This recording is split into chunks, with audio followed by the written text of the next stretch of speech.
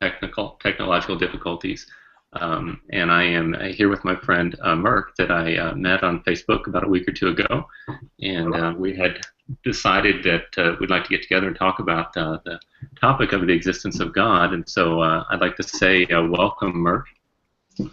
Thanks for having me. I am here in sunny California, and I've been debating in that group for just a couple of months now, and seen a lot of people kind of come and go, but you're fairly new to that particular group, right? I can't remember. I'm a part of a lot of. I've been active just recently, but I think I may have belonged to that for quite a while, and I've probably just become active probably in the last 2 or 3 weeks, I think.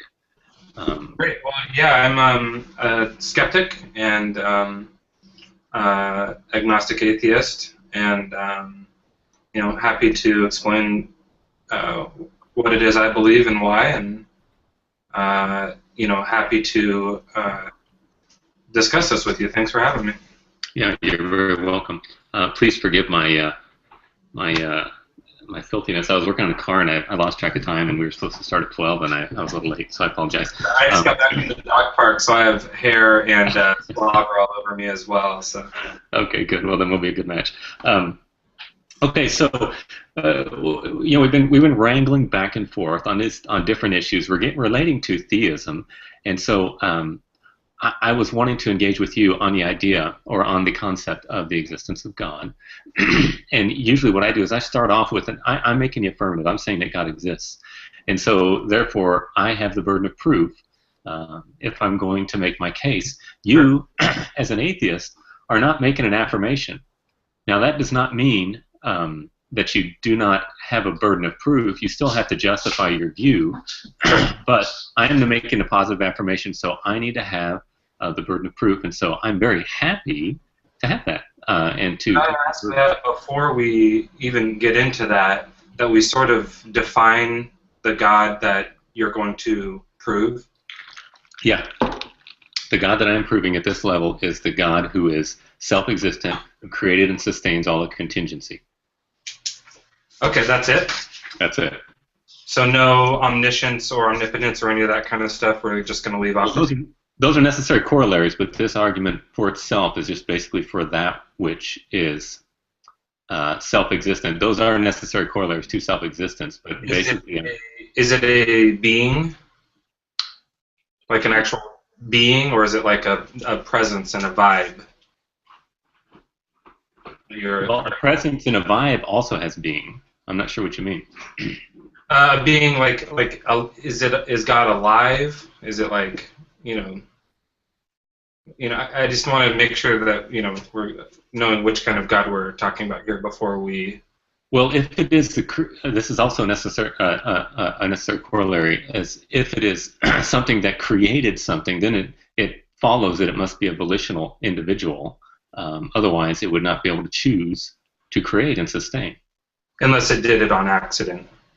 But you are saying that it's like a being with will. And it is a being that has a self because it is self-existent. Okay. So it's we use the word person and usually mean humans. I like to include some other things with that too, certain animals and stuff. But as far as something like it would have rights and will, it's a person in the biggest sense. The God that you're gonna prove, right? Yes. Okay. So it's being a person.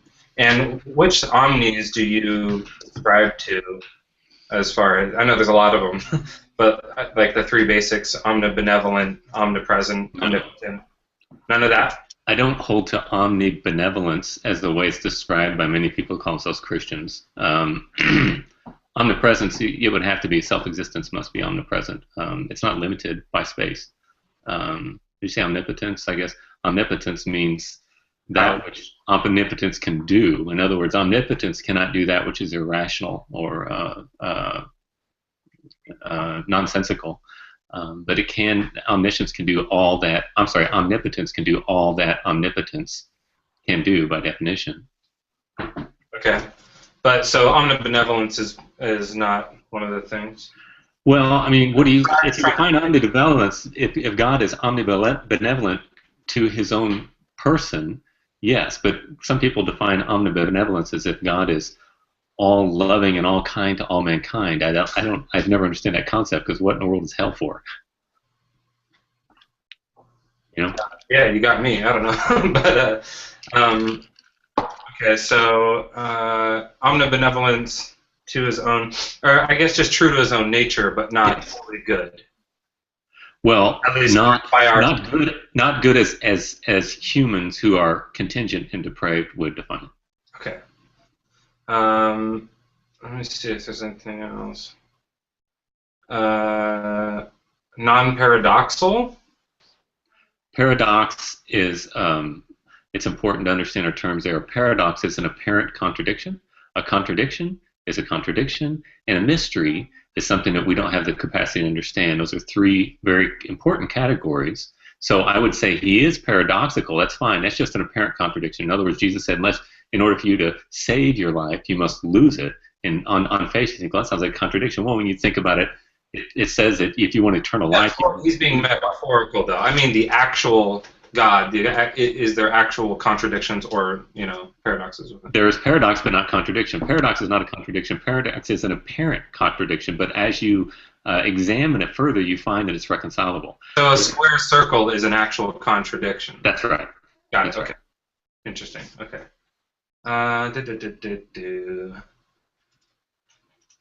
Okay. So, and it is the Christian God that you're. I am a born-again Christian, so yes, I would be. This is not where this argument is at for right now for the existence of God, but I believe that the God of Christianity is that self-existent God.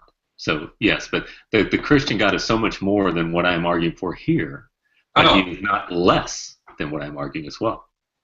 Okay. Can you, after you've proved that there is a God, prove that it is your God too? Is that?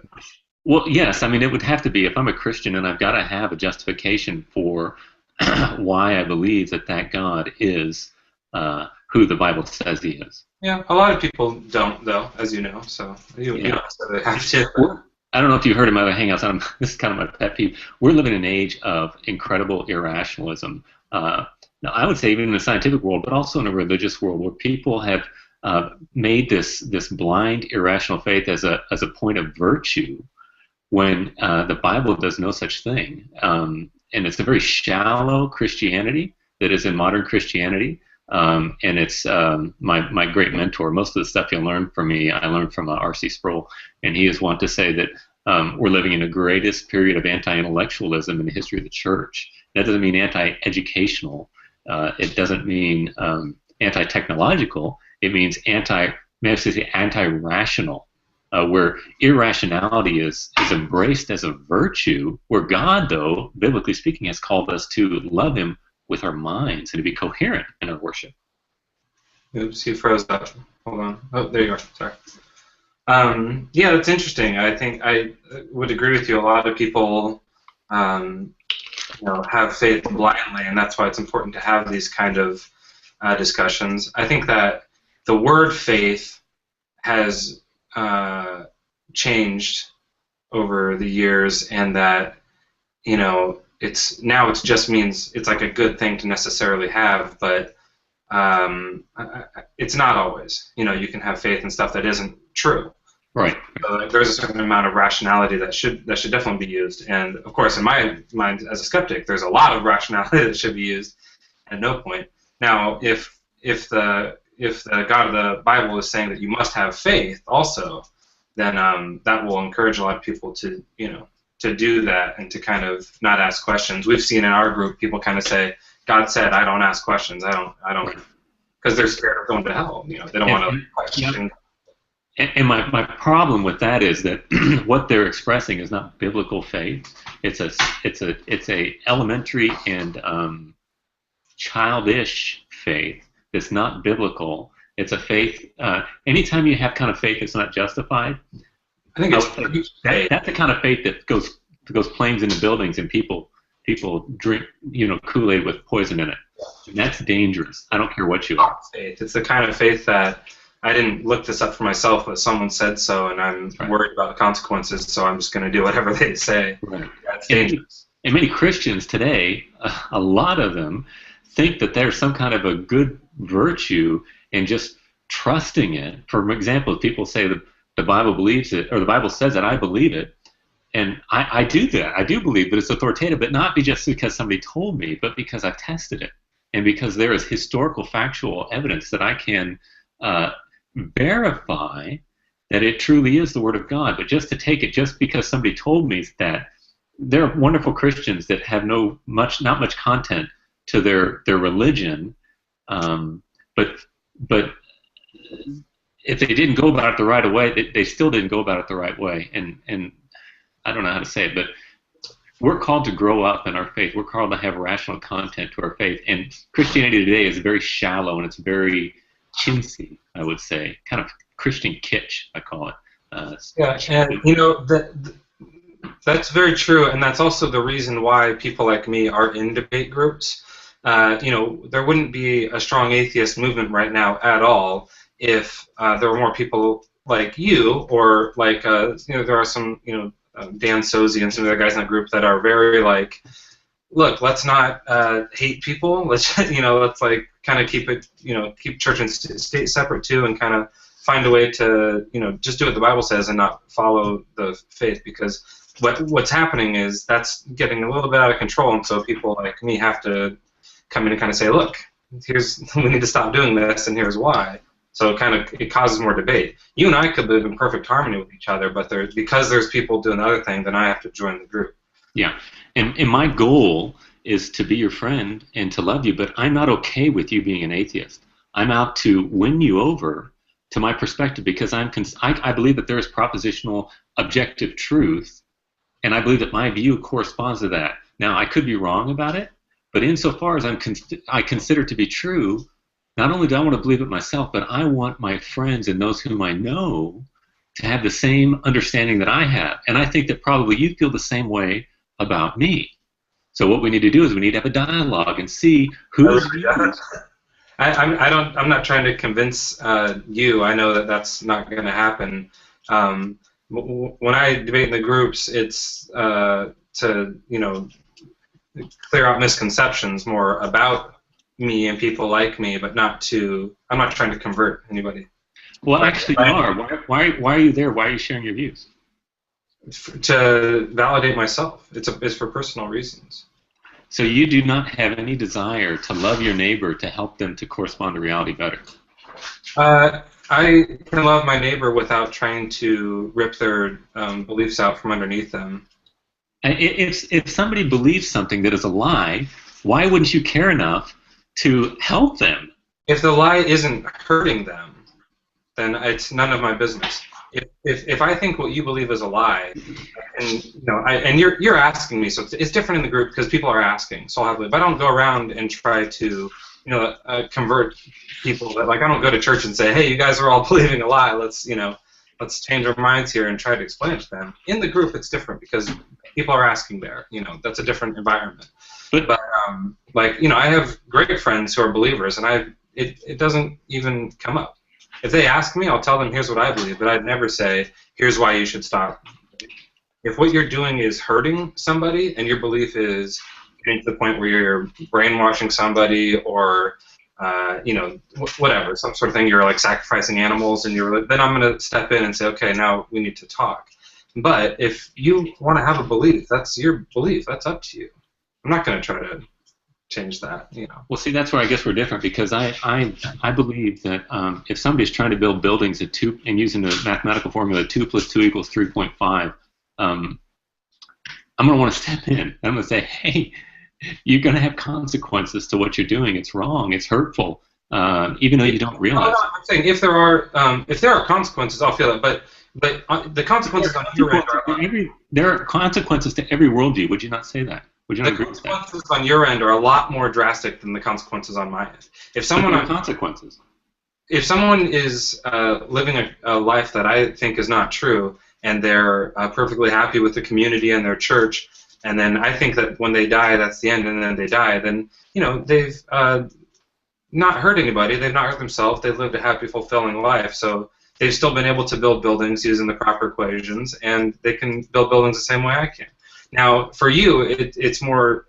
You have to tell people because, from your view, I would be, sentenced to eternal damnation, right? So that you have to kind of feel bad for me for that because Right.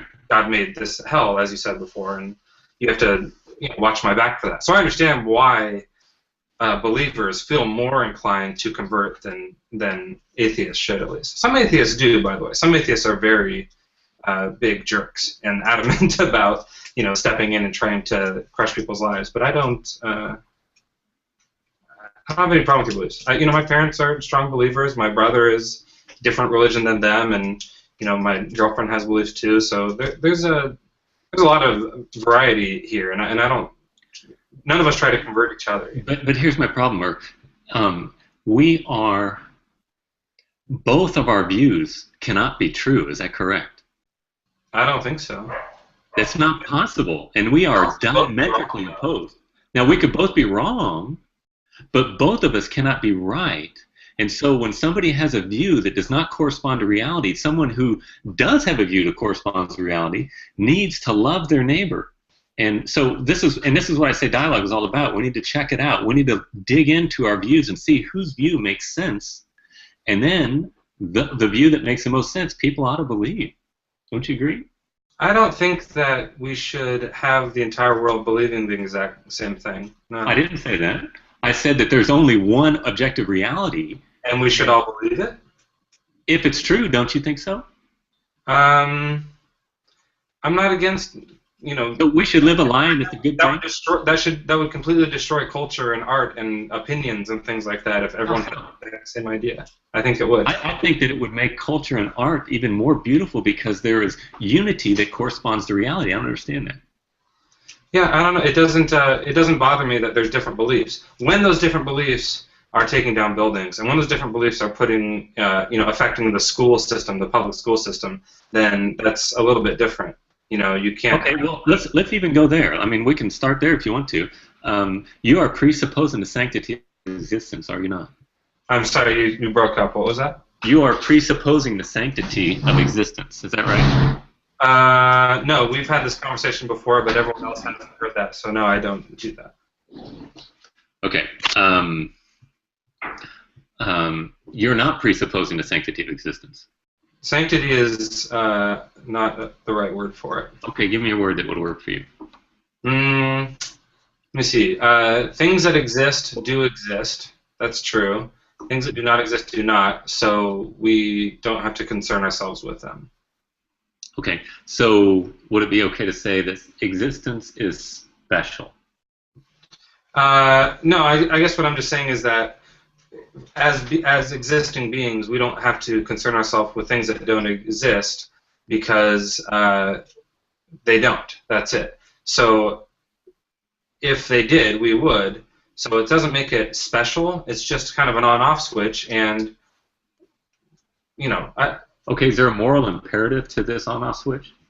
morals to me are human. So that doesn't. If you're talking existence, do you mean not alive? You're saying like actually like a rock exists too, right? So I don't think rocks are more special than non-rocks or non-existing rocks. No, but like say for example, trees. Trees are have existence as well, and you think that we should preserve trees, right? Sure, yeah, I like trees. They preserve, but not just because they're trees that are existing, but because those trees help, provide us all a comfort. They give us oxygen, and Okay, so human life is to be honored. from a human perspective, yes. Why? Because I like to self-preserve. I like to live in comfort. What if somebody doesn't like to self-preserve? Is there something wrong with them? I don't know. I don't know enough about them to make that judgment. Then why do you judge them when they don't value life? I don't. Yes, you do. Do you believe in the incarceration of murderers? Oh yeah, okay, I see what you're saying. Yeah.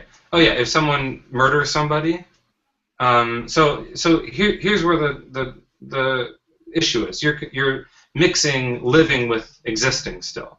So if we're talking about only existence, when you murder somebody, their atoms still exist, right?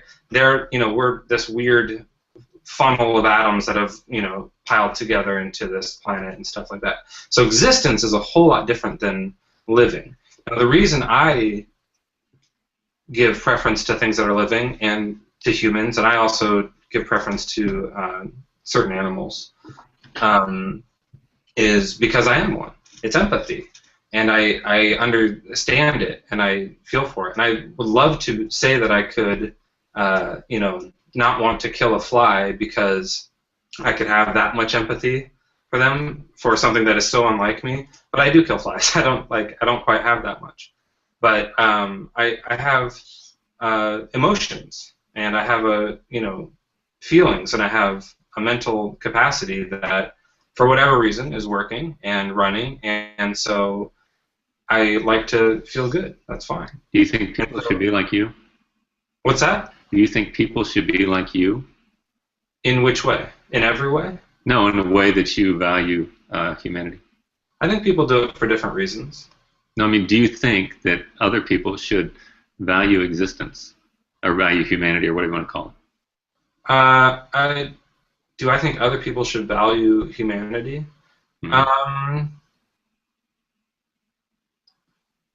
I think if they can, if they are similar to me, that they will. I don't know if should is the right term. So, like, as far as universally speaking, based on the entire universe and how teeny we are in the size of the grandeur of the scale of the universe, no, it doesn't really matter if someone murders 1 million people. It doesn't really make a difference. But since we are people and we are humans, there's like a relative moral stance here. So for us, if some kid kills a fly, or like if I kill a fly, like I said, that seems kind of like, yeah, the fly was in my house, we just did it, it's not a big deal. To the flies, that might be terrible. They might not have the mental capacity to understand that, but maybe they do. We don't. So relative changes based on your presence and where your place in the space is. So I have a connection to humans, and I have human morality, and flies have fly morality. Maybe they probably don't, but chimps do for sure. Different animals do. Rocks don't have morality. They don't have intelligence, but they still exist. Well, why are we programmed to value life when it's a lie? I don't think we're. What do you mean programmed? Like from birth or by society? Well, you just said that we as humans have this moral code kind of built into us, but then you say it's a lie. I didn't say it was built into us. Did I? You said flies have their moral thinking, and we have. I don't know if they have a moral thinking like we do, or something like that. Yeah, they might. I have no idea what the morality of flies are. Okay, but you're saying that we do. Yeah, we naturally, our nature is to value existence, but it's a lie, right? I think that it doesn't start off that way. So we have a natural idea of, or a natural instinct of self-preservation, and then certain species like us are genetically programmed to have empathy and to understand facial expressions, and then that grows to the next, and then it grows, and eventually as you grow up and you focus your intent onto those different, whether it's empathy or social, accepting social cues from species that are like you, then you build ethics off of that, and you build morality off of that. So I don't think morality is innate inside of you from birth, but it grows to. That's why everyone's opinion of it is so different, and has different ideas. I don't understand. You just said that we were programmed as such, and then you said it's not innate. How's that? Because what we have genetically isn't morals. Morals aren't in our genes, but empathy is. And okay, well, empathy is purpose. Where did that purpose come from? I don't know what do you mean by empathy is purpose? Empathy is to look at somebody else, and basically the golden rule: do unto others as you would have them do unto you. I think empathy is not that complex, actually. Empathy is when you see someone else feeling sad, you can relate to them. It's just it's like, okay, I see. Like, I actually saw this the other day. Someone was driving next to me. The windows up, they're in the car, and I looked over, and they're crying.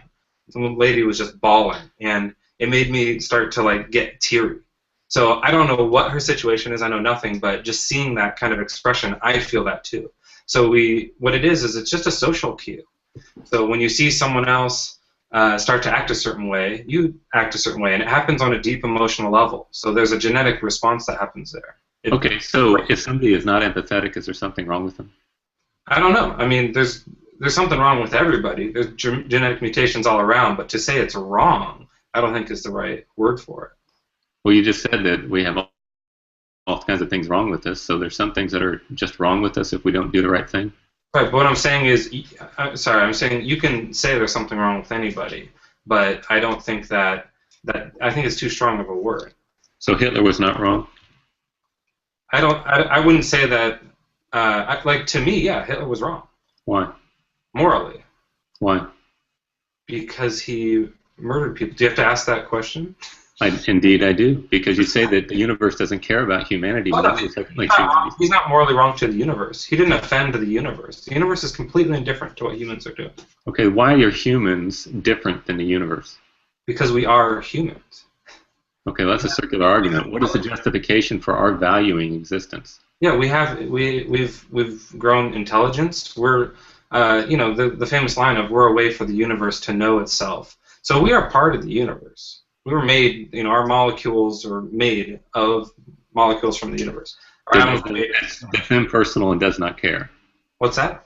We are made of molecules of the universe that is impersonal and does not care, but we are persons who care. Right, so a combination of atoms piled together and eventually made this person that is me and has intelligence now because of this combination of atoms. So if a meteorite crashed on me right now, the universe wouldn't really care. The universe isn't a being, in my view. Right. So you're saying, you're saying our personhood and our volition and our purpose was accidental, right? Accidental makes it seem like they were trying to do something else, and then this happened. Byproduct. Okay. How about this? I don't think we were intended by the universe to come. So our intentionality was unintended, right? Yeah, I don't think that there was any intent leading up to us. Intention. Yeah. So it's accidental purpose. It's unintended intentionality, right? Well, yeah, we can. I mean, I don't believe in free will either, so we can not be 100% intentive now. Why do you judge people if there's no free will? Because it's relative. We live in a society. But there's no free will. They can't help it. Why would you get upset at them? Well, because the way that our brains work, and I don't. I told you the universe is not mad at Hitler. The universe doesn't care about Hitler. As a human, it upsets me. So, like, I may not think that the way that your brain works, the way like the neurons that fire in your brain kind of give you like this illusion of free will, for example, right? So you feel like you're making choice and stuff, but it's actually chemical reactions happening in your brain, or electrons firing that are happening because of natural things. So while it feels like you're making decisions, you might not be. However, your brain is reactive.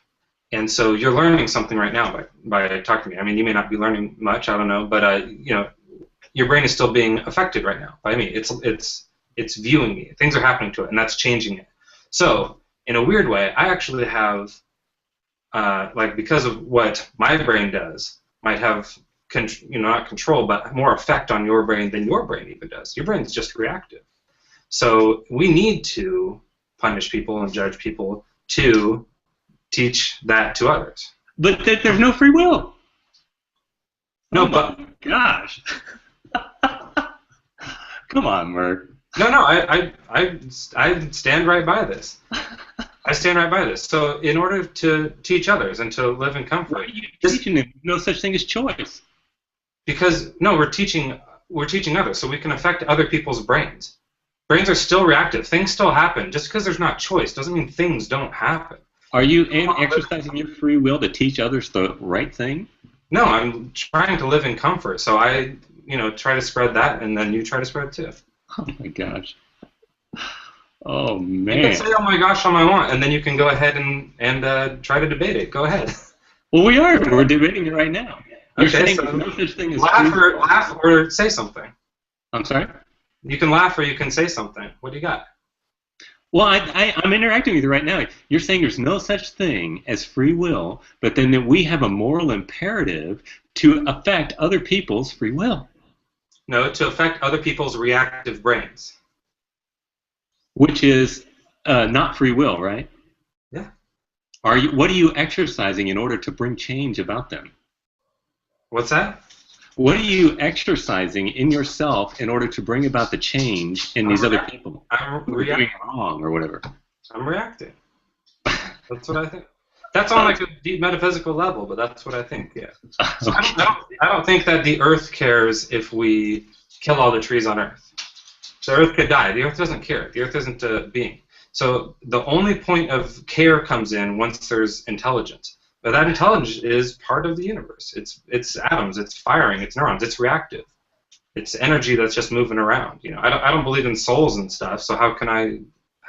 See, that's what you're doing. You're taking your conclusion and you're forcing it upon the evidence because you don't like where it goes. Sorry, say that again. You're taking your conclusion and you're forcing it upon the evidence because you don't like where it goes. What is my conclusion? That there's no such thing as free will or purpose, and yet we need to be purposive in this non-purposive free will existence that we have. I mean, you're contradicting yourself just right and left.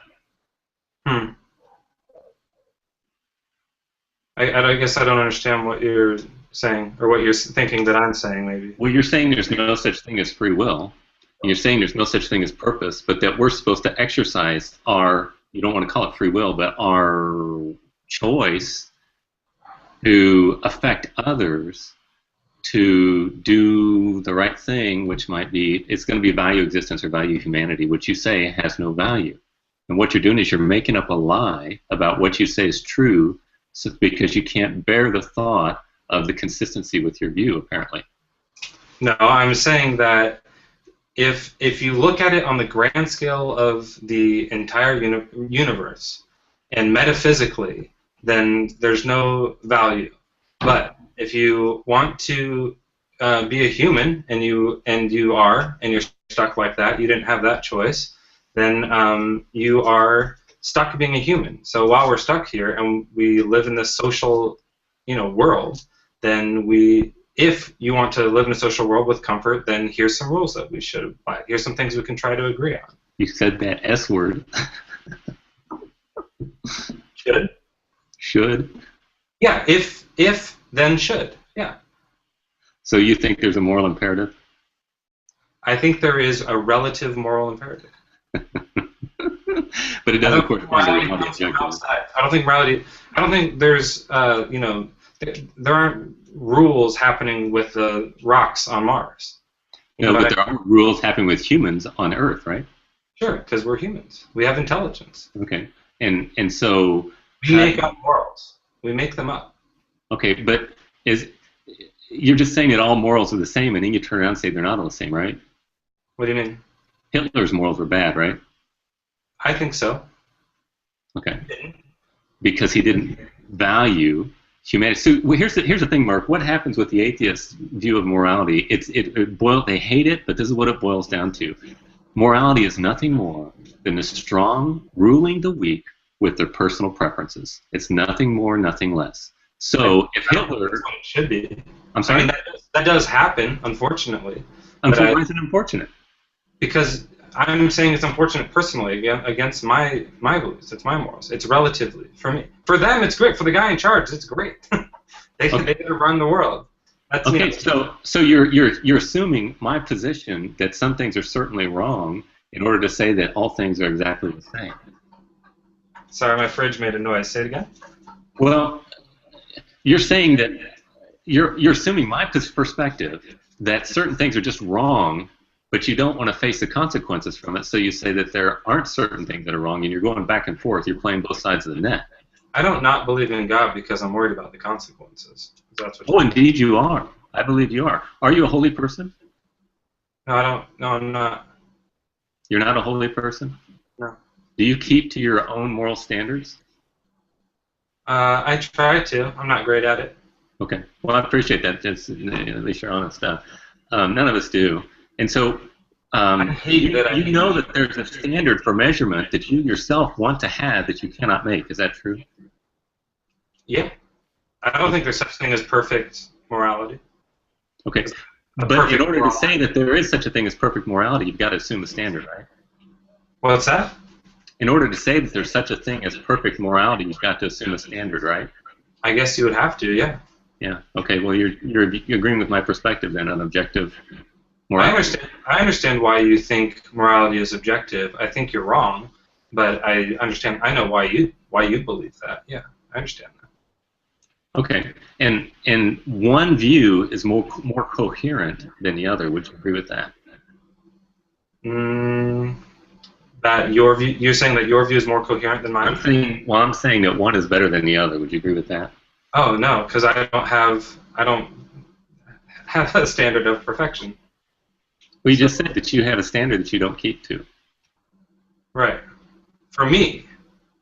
Yeah. I remember. I believe in like relativity here. So. Yeah, but actually you're saying you're conventionalist. Did we have this conversation about conventionalism? I don't know. Maybe. No. Talk to a million people. A conventionalist is somebody that says that basically right and wrong is what the society determines. Is that how you define your morality? No, I think that it's not based just on the society. I think that there are smarter, like there's people that you can look to and people you shouldn't look to, and you do have to in the end kind of decide your own morals. And it's possible you might be wrong, and it's possible you might be right, but it's all going to be relative and all based on a human level. There's no outside source. There's no outside universe that's going to agree with you or tell you you made the perfect moral decision. Okay. You just contradicted yourself like 3 times. We'll never know the answer. What's that? Well, I think we'll never ever know if you could do it. Well, that's convenient. If you could do a perfect moral action, I don't think you can do it. I don't think perfection exists, and we'll never. Are some actions intrinsically better than others? Not intrinsically, I don't think so. So killing kittens and loving kittens are equal. What's that? Torturing kittens and caring for kittens are equal, right? According to who? Dogs might need to kill a kitten to eat it. What I'm saying, gratuitous killing for the sake of pleasure of seeing blood splurt is a negative. I think so. Okay. But I don't think the universe thinks so. Okay, so again, what I'm saying is your view boils down to the strong ruling the weak with mere personal preferences. There's no meta-narrative. There's no big... Me the strong person in this analogy? Whoever, you said that right and wrong is personal preference, right? It's nothing more. I don't think it's personal preference. I think that we have to. So, like as I've explained it to you before, it's like I believe ethics work like art. Do you remember me explaining that to you on the board? Yeah, I think we talked about it. So that if you were trying to define like a perfect aesthetic painting or something, you can't really do it like that's exactly perfect art because it can always be better somehow, or some people might like it and some people might not. So while there is sort of a personal thing that happens when it boils down to whether or not you should punch your brother in the face, for him obviously that's going to be worse than it is for you, but it still could be bad for you because the repercussions might be bad. So it gets complicated to think about, but you can sort of say like that art's a little bit better than this art. So you can say like for some reason we like this art better, and I'm more inclined to like this art better. Maybe it's something genetic, maybe it's something learned. So we can rate, if you're talking about rating moral actions, if murdering a kitten is worse than murdering a person or something like that. Okay, we can try to rate that, but I don't think it's intrinsic. If it was then it's arbitrary, right? Yeah, if it was intrinsic, then we'd all agree. Okay, then it's arbitrary. Yes. So when Hitler says that it's okay to kill Jews, it's not really a bad thing. And those who wanted to infringe upon his life and stop him were not doing the right thing, right? For them, it's a bad thing. The people They died. were the weak ones, so they lost, right? What's that? Hitler was the weak one, so he lost, right? If he would have won, then he would have been right. Because I don't think he would have been right. I think that the repercussions of what he was doing would have turned back on him eventually. But it's obviously like this intertwined web of complex things that is hard to really determine. So we can only try. It was hard to determine for you. We can only try to achieve that, perfect good world that we can do based on. What are you achieving? There is no goal, you said. There's no perfection, but there's better. What are you striving for? Better. Better? How do you define it? It's arbitrary. You already said that. Yeah, but what I'm saying is, like with an art piece, you can say, I like this piece better than this piece. Okay, well, there's two different levels of choice. There are certain choices that are amoral. I like peppermint, you like chocolate. But Hitler and Mother Teresa are not on that same level. Would you agree with that?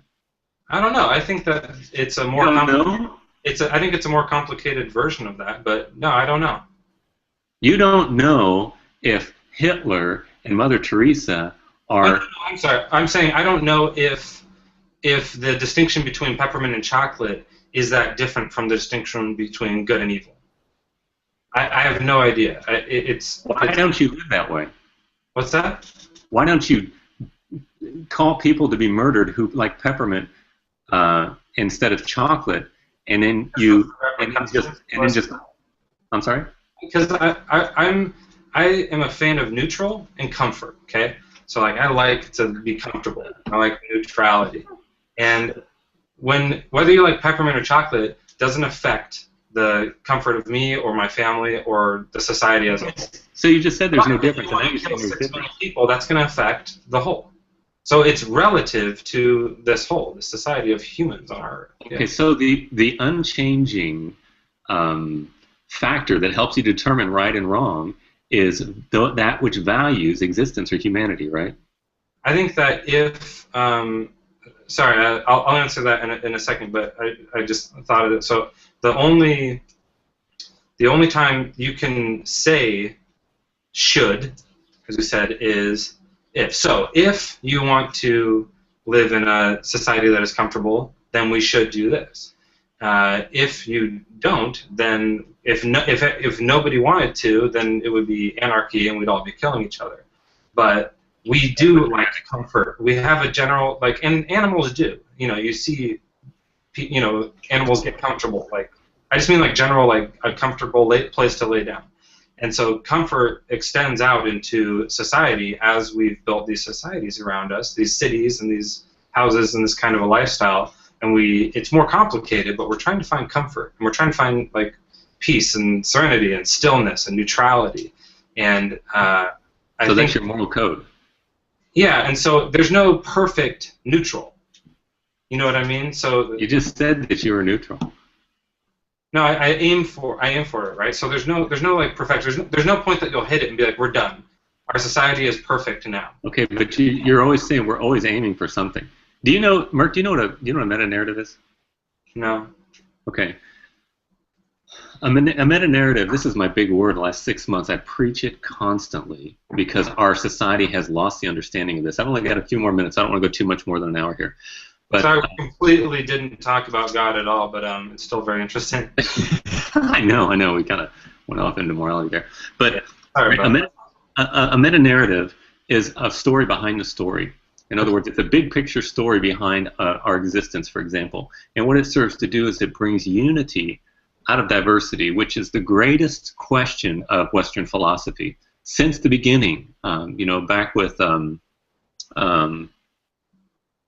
Thales in 585 BC, that's when they consider Western philosophy to have started. There has been this question of how do we get unity out of diversity?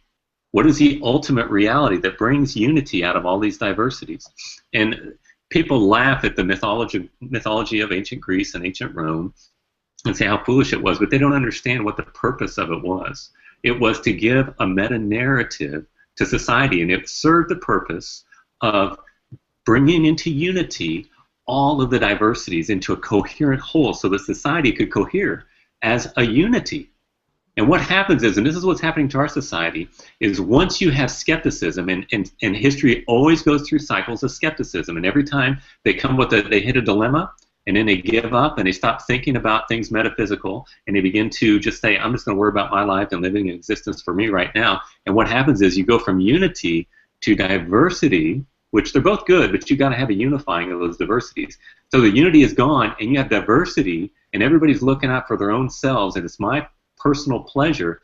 And what society does is it disintegrates. All right, it was integrated, and then it disintegrates. We in the West are in the process right now of disintegration. We've lost our meta-narrative. It used to be Christianity was the unifying whole that drove us all together.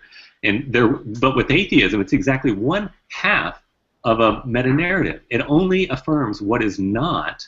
It doesn't say what is, and has no framework for a moral imperative, which is what you have demonstrated so beautifully here. There is no moral imperative. You're just blubbering all over yourself. You don't know what you're saying. You don't know what you're thinking. And that's where our society is headed. It will disintegrate. I don't have any problem, you know, like the way that I use my code, my morals and my ethics, would end up being very much in line with what you do. You know what I mean? So yeah, but you have a reason for it. You do it out of blind faith, and you do it for your own personal pleasure, not for the betterment of society. No, I do it exactly for the betterment of society because I'm. You don't have a reason for human value, do you? No, I don't. Okay, that's my problem. You are living a worldview of exactly. Let me ask you. So the meta narrative, this backstory. When it was Christianity, it was better than what it is now. Like you're saying, that's disintegrating, and it used to be more cohesive and right. Before Christianity, was it better then, and Christianity was a step down, or? No, I don't think so. Because here's the deal: in Greek and Roman society, their meta-narratives served the purpose of bringing unity out of diversity, but it didn't correspond to reality. That had to break down because people went, look, we know there's not a Mount Olympus, so now let's get together and be Christians, right? I mean, as a global society, that kind of became a thing. Well, the people holding to mythology did not have a wooden sense of historical narrative. For example, as opposed to the Hebrews had a very wooden and literal sense of historical understanding. So in the back of their minds, they knew that this stuff didn't really have any historical structure, but they knew it was also important to have it to keep society together. So they believed it, and they believed it passionately. But it's not the same as Judaism. They didn't believe that there was a Zeus or something like that, that it's still good for the... Even though we know now there's no Zeus, right? Right. You still think that even though they were living that lie, it was good for their society? Yeah, their view of historiography was quite different from the Hebrew one. It was not literal in It's just that at the very beginning, because you were saying that it's very important if somebody's living a lie to switch that and make sure that they're living the truth. If you love your neighbor, you want to teach them the truth. That's right. But now you're kind of saying that they were living a lie and it was still good for them. So no, I'm saying it worked for them because at least they had enough sense to understand that you've got to have unity out of diversity. We are so far removed from that. We think we're so smart and we're so amazingly stupid, and we are going down the toilet as a West. Do you realize that by the end of this next century, 60% of Japan will be extinct if they continue with their current trajectory because they're not having children? I would have to see some numbers for that. But trust. I'll send you a link to. There's a guy named Jonathan Last. He's the one that kind of drew me out of my dogmatic slumber, and he's actually demographers have been telling us since the 60s that we aren't having enough children. You've got to have 2.1. Let me ask you this though: Mm-hmm. If it turned out that Christianity was wrong and it wasn't the Christian God, would you then change your mind, or would you actually say, I think Christianity is still good for the meta-narrative of the United States? No, I would not hold to it for a moment. I would drop it in a heartbeat. For me, I don't care about Christianity. I care about what's true. And I want to live a life that corresponds to reality. If it's true that Christianity is not true, and if it's false, I will abandon it. I'm not interested in that. So you believe in like supernatural stuff? Miracles, all that stuff from the Bible? Like literal Bible? Absolutely. I absolutely do, because that's the testimony that it truly was. Jesus was who he said he was. If it were not for the miracles, there would be nothing special about Jesus. I agree. Yeah. Yeah, I can't understand how you can believe that a miracle happened and also say that you are more concerned about the truth. But Well, here's the thing. You're saying that the universe created itself before it existed. Are you not? I didn't say that. Did we cover that? No. This is where I like to start. And maybe we'll have to have another hangout and talk about that because Jesus begins with God. And you're saying that my belief in miracles is silly. I'm saying your belief in efficientless creation is astoundingly crazy. Do you think it's more likely that, I'm not saying that this is what I believe how the universe started, but that some, nothing of emptiness could like spontaneously combust into particles is less likely than that later those particles form into like this human demigod and are able to walk on water? Like that's less amazing to you? Well, you just posited self-creation. It's a violation of law of non-contradiction. I've got to keep. Like I said, I'm saying that is not what I believe, but some people do believe the universe came from nothing, right? So to you, that's like that particles could spontaneously. No. When you say some people believe the universe came from nothing, you're talking about Christians, right?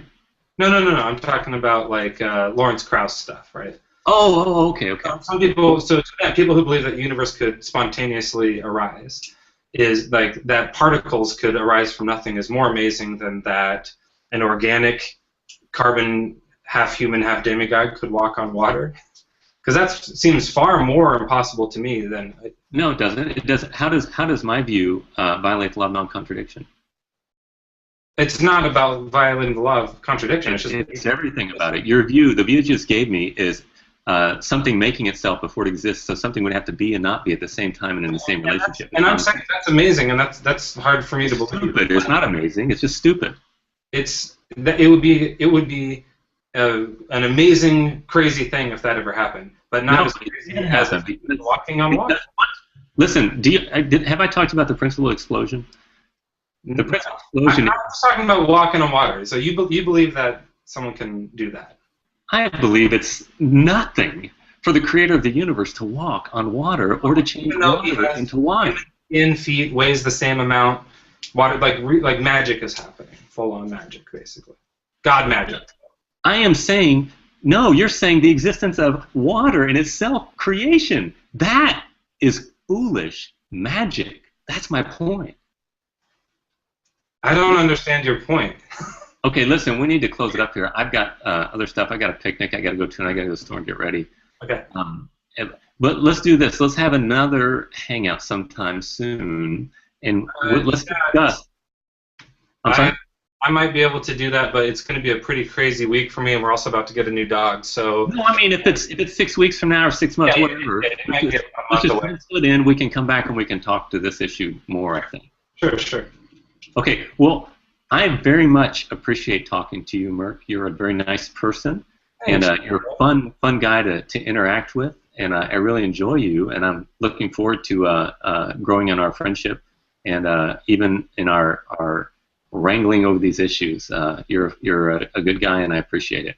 Let me just say that nothing about any of these issues or our disagreements would ever have me dislike you for any reason. So I'm happy to know you, and you seem like a really nice guy and a good dad, even though you took your daughter's computer for the. Let her get her homework. She was kind to lend it to me. Yeah. Okay, my friend. Well, then until next time we talk, all peace to you. Sounds good. Okay, Bye. We'll see you.